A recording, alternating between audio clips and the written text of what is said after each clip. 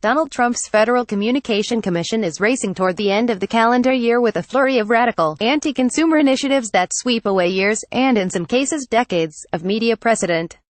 The extreme maneuvers will hand over extraordinary power to deep-pocketed media and communications companies as they are given permission to expand at will, and also to dictate how consumers use the internet.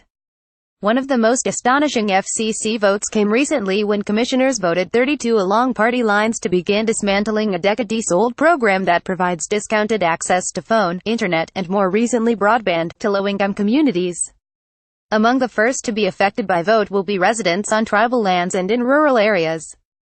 Democratic Commissioner Mignon Clyburn denounced the FCC move as being entirely punitive rulemaking. "I mourn because before us is an absurd proposal devoid of promise and empathy," she declared. Clyburn noted that when the FCC opened the issue to public comments, nobody supported the move to dismantle the program. But a number of people expressed opposition.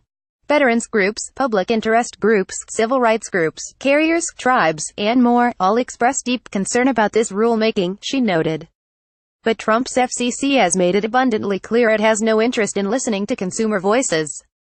Last week, in a stunning move that swept away decades of media ownership rules, the FCC voted to eliminate key caps on corporate media growth.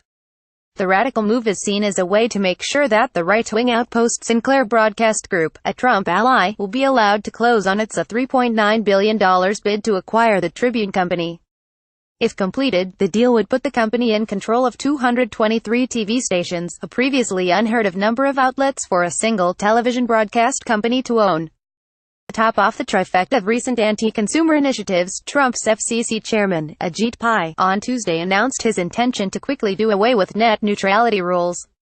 Such a move would give internet providers broad powers to determine what websites and services their customers can see and use, The Washington Post reports. Tuesday's move hands a win to broadband companies such as Verizon and Comcast, the paper continued. But as Google, which opposes the proposal, noted in a statement to the Post, the FCC's net neutrality rules are working well for consumers. Clearly, it is the large corporations, and not consumers, with which Trump's FCC is concerned. The FCC was created to assure competition and diversity. Under Trump, it's moving swiftly to destroy that legacy.